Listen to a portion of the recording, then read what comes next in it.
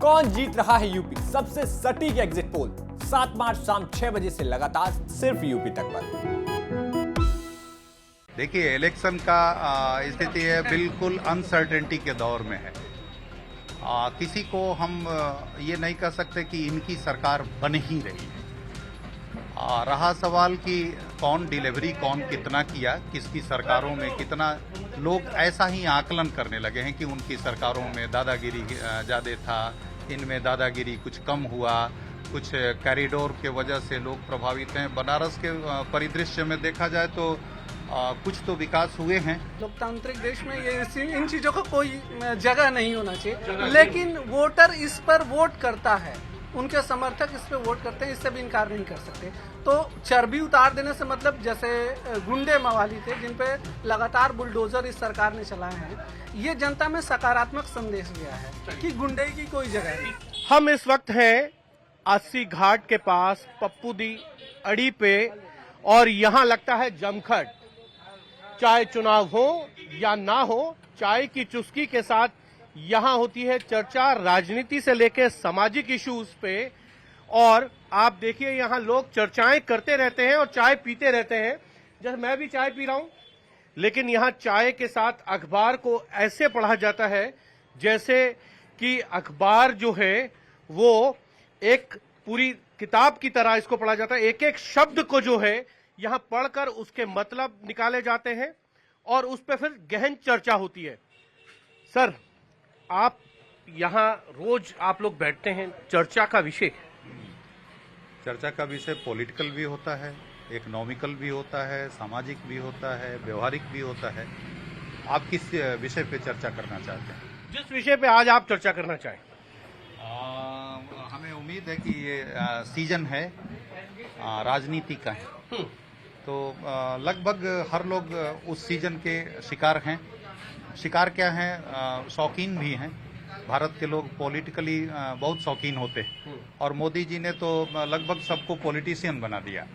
मतलब जो पॉलिटिक्स नहीं भी जानता था उसको भी पॉलिटिशियन बना दिया। हाँ, वो भी लोग बहुत अच्छी खासी लेक्चर देते हैं, अपने अपने फायदे और नुकसान को लेके बहुत अच्छा आकलन भी करने लगे हैं लोग। तो हाँ, अब आपका प्रश्न क्या है? प्रश्न तो मैंने आपसे कहा था जिस पे आप चर्चा चाहें, तो आपने कहा राजनीति का मौसम है, राजनीति पे चर्चा हो जाएगी। देखिए, राजनीति पे चर्चा का मतलब आप इलेक्शन से के परिप्रेक्ष्य में पूछ रहे हैं। आपने ही कहा, मैंने तो आपकी बात को रखा है। नहीं, देखिए, इलेक्शन का स्थिति है बिल्कुल अनसर्टेनिटी के दौर में है। किसी को हम ये नहीं कह सकते कि इनकी सरकार बन ही रही है। रहा सवाल कि कौन डिलीवरी कौन कितना किया, किसकी सरकारों में कितना, लोग ऐसा ही आकलन करने लगे हैं कि उनकी सरकारों में दादागिरी ज़्यादा था, इनमें दादागिरी कुछ कम हुआ, कुछ कॉरिडोर के वजह से लोग प्रभावित हैं। बनारस के परिदृश्य में देखा जाए तो कुछ तो विकास हुए हैं, इसमें कोई शक नहीं। रोड वगैरह, बिजली वगैरह सुविधाएं बढ़ी हैं, लेकिन ट्रैफिक सिस्टम जो एक इंडिकेशन है, सब फर्स्ट इंडिकेशन है, उसमें बड़े बड़े वीआईपी, इवन प्रधानमंत्री तक आते हैं। प्रधानमंत्री से तो बड़ा वीआईपी वीवीआईपी हैं, उनके नीचे जितने लोग आए सब जाम में फंसे। तो हमको लगा कि ये एक बड़ा प्रश्न चिन्ह है विकास के नाम। बनारस का कल्चर है ना, ट्रैफिक जाम, तो बनारस का कुछ सुधरा है या कुछ अभी भी वैसा ही है? बनारस का कल्चर महादेव को स्वर्णाभूषण नहीं है। बनारस का कल्चर फक्कड़ी है। बनारस के कल्चर को आप स्वर्ण आभूषण पहना के रावण के तरह आप प्रभावित करें या उनको खुश करें, ये दिखावे के लिए हो सकता है, लेकिन लोग मर्माहत हैं। सारे रोड सब्जी वालों से भरा है, सारे रोड पे जानवर वैसे ही घूमते हैं, और आप लोग मीडिया पर्सन हैं, आप लोगों को सब कुछ दिखता है, ऐसा नहीं है। हाँ, कुछ विकास हुए हैं। इनके जितने भी एमएलए हैं लगभग आक्रमणे, मैं उनको आक्रमणिक किस चीज पे? जैसे कार्य पद्धति पे। अब जिस एक शहर में 100 बार से ऊपर अगर चीफ मिनिस्टर समीक्षा के लिए आए किसी कार्य पद्धति के लिए, विकास के लिए, तो ये एक अपने आप में बहुत बड़ा प्रश्न चिन्ह लगाता है। और ऑफिसरों की जो कार्यशैली है, आखिर कैसे ऐसा हुआ? हमको तो बहुत उम्मीदें थी आपसे कि बनारस बहुत स्मूथ हो जाएगा, बहुत हाईटेक। बहुत कुछ रह गया है। बहुत कुछ हुआ ही नहीं। चलिए, आपका कहना है ये ऊँट के मुंह में जीरे का काम हो गया। आपको क्या लगता है इस राजनीतिक परिदृश्य के अंदर जो ताना बाना है अब वो कैसा हो गया? कुछ बदला? साहब तो कह रहे हैं कि जो बदलाव हुआ है वो ऊँट के मुंह में जीरे का काम करता है। कोई ऐसा बहुत बदलाव तो कुछ हुआ नहीं इस तरह से, अगर देखा जाए। यहाँ मेन मुद्दे जो शहर के जैसे पहले थे वो वैसे के वैसे ही बने हुए हैं। जो जैसे अभी आपने ट्रैफिक की ही बात की, जो उस दिशा में कोई अपेक्षित काम नहीं हुआ है यहाँ पे। और ज्यादातर मतलब जो विधायक यहाँ के रहे हैं वो सही, उनका कहना आकलन है जो है कि अकर्मण्य रहे हैं जो है। और इनकी रिपोर्ट भी बहुत अच्छी नहीं थी जो है। 2-1 विधायकों को बदला भी गया यहाँ पे जो है। जो बदलाव हुए और विधायक भी बदल दिए, क्या उसका मतलब कुछ है? विधायक तो अभी जो चुनाव में जो समीकरण बदले हैं, जो सीटों की तालमेल हुई है उसमें बदले हैं, उनके रिपोर्ट कार्ड पे तो बदले नहीं गए हैं। बनारस में विकास की बात करेंगे तो सीवर एक बड़ी समस्या थी। सीवर, पानी, बिजली, इन तीनों पे बहुत ज्यादा इन्वेस्टमेंट हुआ है और इसका असर देखने को मिल रहा है। पहले होता था कि 3-3 महीने प्रदर्शन होते थे, 24 घंटे, 3 दिन 4 दिन बिजली नहीं आती थी। लेकिन अब ये बिजली कटती ही नहीं है, मतलब कटी तो 10 मिनट में आ जाती है। तो ये एक डेवलपमेंट है। दूसरा है कि गंगा में भी कुछ काम हुआ है, गंगा कुछ ठीक हुई है, गंगा साफ हुई है, गंगा के घाटों की सफाई हुई है। आप लोग, क्योंकि ये कहा जाता है कि पूर्वांचल तो राजनीति का केंद्र है, यहाँ हर विषय पे उतनी ही शिद्दत से चर्चा होती है जितनी शिद्दत से पार्लियामेंट में नहीं होती है। तो इस बार का माहौल क्या कहता है? माहौल वही है जो पिछली बार था, 17 वाला 17 वाला माहौल है। इसमें कोई वो नहीं है। काम हुए हैं, जमीन पे काम हुए हैं, सीवर से सफाई, हर चीज, पानी, बिजली, सड़क, क्या चाहिए। मूल जो भूत सुविधाएं हैं उसमें वृद्धि हुई है और लोगों को इसका लाभ मिल रहा है। अब किसी को दिखाई न दे, महसूस न हो, तो थोड़ा वो अपना जाके इलाज करवा ले। मतलब इलाज करा ले लेकिन दिखना शुरू हो जाए। आप कह रहे हैं जैसे कई बार क्या होता है, मोतियाबिंद हो जाता है। जी, लोगों की आंखों में मोतियाबिंद हो जाता है तो दिखने में थोड़ा सा प्रॉब्लम होता है ना। लोग अपना नहीं भी होता है तो आंख बंद करके देखते हैं। तो पुरानी तस्वीर ही देखना चाहते हैं, वो नई तस्वीर नहीं देखना चाहते। जो बनारस में अभी डेवलपमेंट, चाहे सीवर हो, ट्रैफिक हो, ट्रैफिक पहले यहाँ से अगर कचहरी जाना हो तो 2 घंटे लगते थे, अभी 10 से 15 मिनट में जाते हैं। इसके बावजूद कह रहे हैं कि ट्रैफिक जाम रहता है। कुछ समस्याएं हैं, ये एक दिन में सॉल्व नहीं होंगी। समस्याएं एक दिन में सॉल्व नहीं हो सकती, लेकिन क्या सही में समस्याओं का कुछ तो निवारण किया है? लेकिन बनारस के अंदर प्रधानमंत्री चुनाव लड़ते हैं, यहां से 2 मंत्री हैं। आपको लगता है कि बनारस में पिछली बार की जितनी सीटें बीजेपी जीतेगी, 8 की 8 सीटें बनारस की जीत गई थी, इस बार कुछ समाजवादी पार्टी के पक्ष में माहौल बना है क्या? या समाजवादी पार्टी के लिए वही स्कोर है जो 2017 में? ऐसा नहीं है जो, क्योंकि जो है पिछली बार कांग्रेस और समाजवादी पार्टी जो है लड़ी थी, इस बार दोनों लोग अलग हैं। जो है वो भाजपा को 10 के 10 नहीं है और भाजपा जो है जीतेगी कितनी? अब मैं तो जो ज्योतिषी नहीं हूँ कि जो बतला दूँ। जो कुछ तो माहौल होगा ना आपका। माहौल वही है कि जो वोट बट रहे हैं और भाजपा निकलेगी। जो वो वोट जो है वो बट रहा है, लेकिन इन बढ़ते हुए वोटों के अंदर क्या किसी तीसरे की लॉटरी निकलेगी क्या? देखिए, चूंकि मैं मूलतः यहाँ से नहीं हूँ, मैं दिल्ली से हूँ और एक धार्मिक चैनल से हूँ, लेकिन फिर भी मैं यहाँ पे एक चीज कह सकता हूँ कि यहाँ पे जो भावनाएं भगवान ने शिव के प्रति हैं, उसके बाद अगर मानव में हम देखें तो यहाँ मोदी जी, योगी जी के प्रति हैं। हाँ, कुछ लोगों में जो भावनाएं थी उतने काम नहीं हुए हैं, लेकिन जो हमने लोगों को महसूस किया है, थोड़ी सी नाराजगी है, लेकिन कट्टरता नहीं है। चलिए, नाराजगी है। क्या विधायकों से नाराजगी है या सरकार से नाराजगी है? क्योंकि सदा सरकार का प्रतिनिधित्व जो है वो विधायक करता है। देखिए, एक मिला तो राजा राम से भी नाराज था, तो इनसे नाराज। लेकिन जो राजा राम से नाराज था, उन्होंने तो जो किया वो अब उसके तो उदाहरण दिए जाते हैं ना। उदाहरण दिए जाते हैं। तो नाराजगी जो है आदमी का स्वभाव है, जब तक आदमी है इस शरीर में जिंदा किसी न किसी से नाराज होगा। मैं अभी आपसे नाराज हो जाऊंगा कि आप मेरे मुंह में माइक लगा दिए, तो नाराजगी का कोई कारण नहीं होता। बहुत कुछ किया मोदी जी ने बनारस में, विधायकों ने मेहनत किया। अब एक बात बताइए कि आधे सड़क पर हम बाइक खड़ा कर दें तो मोदी की क्या गलती? आधे सड़क पर वो सब्जी का दुकान लगवा दें तो मोदी की क्या गलती? कुछ हमारा सेल्फ डिसिप्लिन होना चाहिए कि नहीं होना चाहिए? उन्होंने पर्याप्त पैसा दिया, बहुत कुछ काम किया। जिस 80 घाट पर 20 साल से मिट्टी का ढेर लगा था, उन्होंने पहला फरसा चलाया। आज दशाश्वमेध घाट से ज्यादा महत्वपूर्ण बनारस का 80 घाट हो गया है। कभी दशाश्वमेध घाट हुआ करता था, आज 80 घाट हो गया सबसे महत्वपूर्ण घाट। आज तो यहाँ पर ममता बनर्जी भी आ रही हैं और वो गंगा आरती में सम्मिलित होंगी। ममता बनर्जी आ रही है, आए, उनका स्वागत है और गंगा आरती में शामिल हो जाएंगी तो हो सकता है उनकी बुद्धि कुछ में परिवर्तन आए, शुद्धि आ जाए, थोड़ा सा वो सुधार आ जाए। जो इस वक्त वो एक ही तरफ लेके चल रही है सेकुलरिज्म, उसमें कमी आए और वहाँ के आम बंगाली हिंदू जो हैं वो चैन से रह सके। बदलाव चाह रही है जनता यहाँ। बीजेपी का ये पहले से ही 30-40 सालों से यहाँ गढ़ कहा जा सकता है इसको। नरेंद्र मोदी के आने से पहले भी यहाँ बीजेपी ही जीतती थी। जो है बीजेपी के ही सांसद रहते थे, सारे विधायक बीजेपी के रहते थे। नगर निगम में बीजेपी पिछले 30 सालों से जमी हुई है। विपक्ष के लिए यहाँ कोई स्कोप जो है, चलिए विपक्ष के लिए कोई स्कोप नहीं था, अब की बार स्कोप होगा क्या विपक्ष के लिए? क्योंकि जो बात आपने कही, भगवान राम से तो एक नाराज थे धोबी। मैं नाम ले रहा हूं, इसके लिए माफ कीजिएगा, उनकी जाति सूचक चीज का। क्या इस बार गैर यादव ओबीसीज जो हैं वो बीजेपी से छिटक कर क्या समाजवादी पार्टी की तरफ जाएंगे क्या? नहीं, हाँ बताइए। हकीकत तो ये है कि पब्लिक के अंदर एक अजीबो-गरीब नाराजगी है।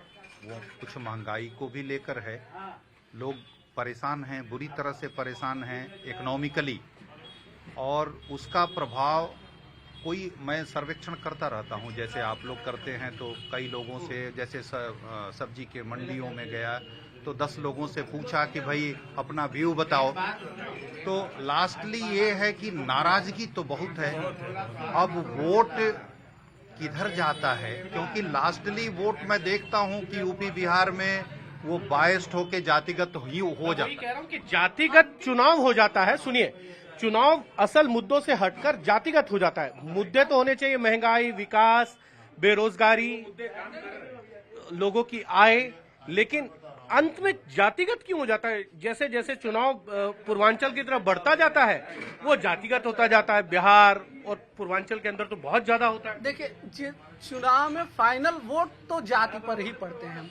अभी शिवपुर में देखिए कि वहाँ पे एक बाल्टा, मैं बात कर रहा था तो बता रहे हैं कि बाल्टा वाले जब सड़क पे चलते हैं तो 4 की लाइन लगा लेंगे जब उनकी सरकार होगी तो। और बाल्टा मतलब ग्वाल। फिर हाँ, जब वो बाल्टा लेकर चलेंगे तो किसी और को पास नहीं देंगे। अगर आप पास लेना चाह रहे हैं तो बाल्टा छुआ देंगे, आप गिर जाएंगे। तो वहाँ एक समुदाय है जो सब्जी उगाता है, वो भी सुबह सड़क पे ऊपर उतरता है और बाल्टा भी उतरता है। बाल्टा वाले से उनकी लड़ाई होती है। तो इस बार राजभर जो समुदाय है वो सपा के साथ नहीं जा सकता है, क्योंकि उनमें अजीब सा एग्रेशन है कि हम जब ये फिर सरकार में आएंगे तो यही करेंगे। तो राजभर जो हैं वो साथ आ गए, जो पिछली बार बीजेपी के साथ थे।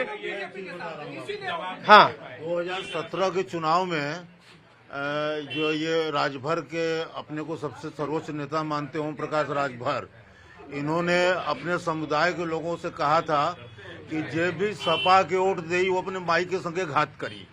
तो इस बार वो सपा के साथ हैं तो उनसे ये पूछिएगा कि वो उनका वो कथन उनके ऊपर लागू होता है कि नहीं, वो अपनी माँ के साथ घात कर रहे हैं कि नहीं। माँ के साथ घात की बात कर रहे हैं। मैं एक सवाल पूछ लेता हूँ आप लोगों से, बस आप मुझे एक सवाल का जवाब दे दीजिए। माँ के साथ घात और आघात की बात है। कुर्मी वोटर पटेल में अनुप्रिया पटेल हैं, उनकी अलग पार्टी हो गई और उनकी माँ ने अलग पार्टी बना ली है, अपना दल कामेरावादी और अपना दल एस। जब ऐसी बात हो जाए, बेटी और माँ अलग अलग चुनाव लड़े, अलग अलग पार्टी बनाए, तो फिर वोटर किस तरफ जाता है? क्योंकि ये तो जाति के नाम पे बनी हुई पार्टियां हैं ना। पिछले चुनाव में ही देखिए, पिछले चुनाव में ये तय हो गया था, वोटर अगर समझदार है तो वो समझदारी पूर्ण काम करेगा, और नहीं है तो वो जाति में बढ़ जाएगा। जाति में बढ़ जाएगा। लेकिन जाति जो है, क्या ऐसा भी होता है कि माँ बेटे की अलग पार्टी हो गई? अब माँ और बेटी अलग अलग हैं, अलग अलग पार्टी हैं, दोनों एक दूसरे के खिलाफ चुनाव लड़ रहे हैं। वो अखिलेश जी के जमाने में भी जो हुआ था, मुलायम तो नुकसान उठा लिया था उन्होंने, 226 से सीधा 44 पे आ गए ना। ये भी ये हमारे जो है अनुप्रिया जी जो है शुरू से जो है रही हैं जो है, और वो हमारे साथ रहेंगी जो है, भाजपा के साथ रहेंगी। इतनी अच्छी साथ है तो अनुप्रिया पटेल इतनी अच्छी हैं, 2 साल मंत्रिमंडल में उनको क्यों नहीं रखा गया? तब भी जीत के आई थी। 19 में उनको मंत्री नहीं बनाया, चुनाव से एन वक्त पहले उनको मंत्रिमंडल में बनाया गया। और 2 सांसद वाली पार्टी है उनकी। इससे पहले 2 सांसद की एक पार्टी थी अकाली दल, हरसिमरत कौर बादल कैबिनेट मंत्री थी। क्या आपको नहीं लगता कि अब अनुप्रिया पटेल के पास एक्सपीरियंस हो गया था? उनको मंत्री बनाना था तो कैबिनेट बनाते, स्वतंत्र प्रभार दे देते। लेकिन ऐसा क्यों कि अनुप्रिया पटेल को अभी भी एमओएसी बना के रखा, और वो भी 2 साल बाद बनाया? क्या चुनाव को देखते हुआ क्या? देखिए, सरकार राजनीति करती है, जो पार्टियां राजनीति करने के लिए गई हैं, वो अब सबके बावजूद वो अपने वोटों के हानि लाभ को देखते हैं। उन्होंने जो गठबंधन किया, चुनाव पूर्व अनुप्रिया से उनका गठबंधन था, उनको जैसा अवसर लगा, जिस समय अवसर लगा, उस समय अनुप्रिया को मंत्री बनाया। तो ये चुनावी फायदे के लिए मंत्री बनाया? नहीं, वो फायदा कुछ नहीं, फायदा क्या नुकसान, और फायदा क्या नुकसान क्या, उन्हें जब लगा कि उनकी आवश्यकता है मंत्रिमंडल में, उन्होंने मंत्रिमंडल में ले लिया। आवश्यकता के अनुसार है, उनके राजनीतिक कद के हिसाब से नहीं लिया है, आवश्यकता है, उनकी उपयोगिता को ध्यान में रखते हुए नहीं रखा, इनका ये कहना है। लेकिन आपको लगता है कि सच में जो सरकार है वो ठीक काम कर रही थी? अब चुनाव जो है ना वो बयानों पे चला गया है। योगी जी कह रहे थे गर्मी निकाल देंगे, दूसरी तरफ से आया हम चर्बी उतार देंगे। ये इस तरीके के बयानबाजी आपको ठीक लगती है? नहीं, इस तरह के बयानबाजी ये पॉलिटिकल है, ये तो होना नहीं चाहिए। लोकतांत्रिक देश में ये इन चीजों का कोई जगह नहीं होना चाहिए। लेकिन वोटर इस पर वोट करता है, उनके समर्थक इस पे वोट करते हैं, इससे भी इनकार नहीं कर सकते। तो चर्बी उतार देने से मतलब जैसे गुंडे मवाली थे जिन पे लगातार बुलडोजर इस सरकार ने चलाए हैं, ये जनता में सकारात्मक संदेश गया है कि गुंडे की कोई जगह नहीं। किसान आंदोलन चलता रहा, तीनों किसान बिलों को लेकर। बीजेपी ने ये कहा कि हम ये बिल वापस नहीं लेंगे, कुछ हो जाए बिल वापस नहीं लेंगे। किसान अड़े रहे। चुनाव से एन वक्त पहले सरकार ने तीनों बिलों को वापस लिया, और प्रधानमंत्री ने कहा शायद मेरी समझाने में जो तपस्या थी उसमें कुछ कमी रह गई। क्या सच में दिल से वापस लिया गया है, या फिर चुनावी फायदे और नुकसान को देखते हुए लिया गया? क्योंकि पश्चिम के अंदर जाट बड़े नाराज थे। देखिए, जिस तरह से वहाँ माहौल बन रहा था और पंजाब की स्थिति बिगड़ती चली जा रही थी, उसको लेकर राष्ट्रहित में मोदी जी ने किसान बिल वापस लिया। राष्ट्रहित है या चुनावी नुकसान? कोई चुनावी नुकसान नहीं था, हकीकत में ये राष्ट्रहित से ही था। और इसमें क्या बोलते हैं, जो एक्चुअल किसान थे वो कहीं नहीं थे। किसानों के कंधे पे बंदूक रख के चलाई गई और ये मजा ले रहे थे, वहाँ पिकनिक मना रहे थे, कोई काम नहीं कर रहे थे। ऐसा जो कि छोटे किसान जितने भी हैं, मझोले किसान, छोटे किसान, ऐसा कोई किसान नहीं था जो वहाँ उनके गया भी तो वहाँ घूम फिर के चला गया तफरीह लेके, क्योंकि किसानों के पास इतनी फुर्सत नहीं थी। किसानों के पास फुर्सत नहीं है, लेकिन फिर जाट क्यों नाराज हो गया?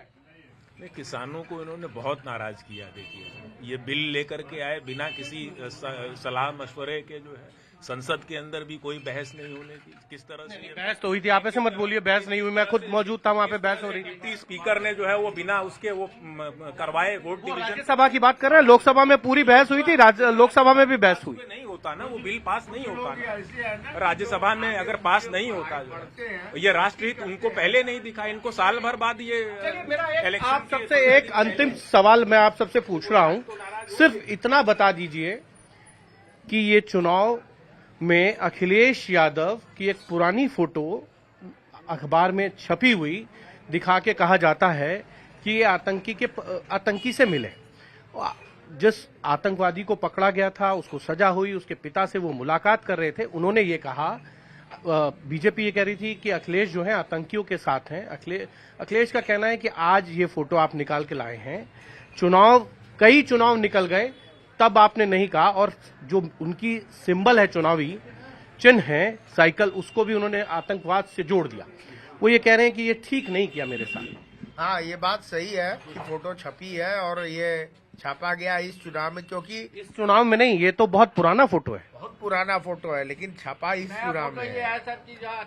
दरअसल बहुत मेहनत किया है भाजपा गवर्नमेंट ने, इस सरकार ने बहुत मेहनत किया है कि आतंकी, देशद्रोही और राष्ट्र हित में जो नुकसान पहुंचाने के लिए जो तत्व खड़े हैं उनको दूर किया जाए। इसलिए वो अब नहीं चाहते हैं कि हमारी इन महत्वों पे पानी फिरे। लेकिन वो ये कह रहे हैं ये फोटो तो 2012 का है, 12 के चुनाव निकल गए, 14 का निकल गया, 17 का निकल गया, 19 का निकल गया, फोटो पे आज क्यों चर्चा कर रहे हैं आप? फोटो, आप तो पत्रकार है ना? हाँ, ठीक है, इसमें क्या? भैया बोलिए, अरे बोलिए, अच्छा लगेगा। भैया बता रहे हैं, भैया बता रहे हैं, बोलिए, अरे बोलिए, भैया बता रहे हैं, अरे आप बोलिए, अरे नहीं,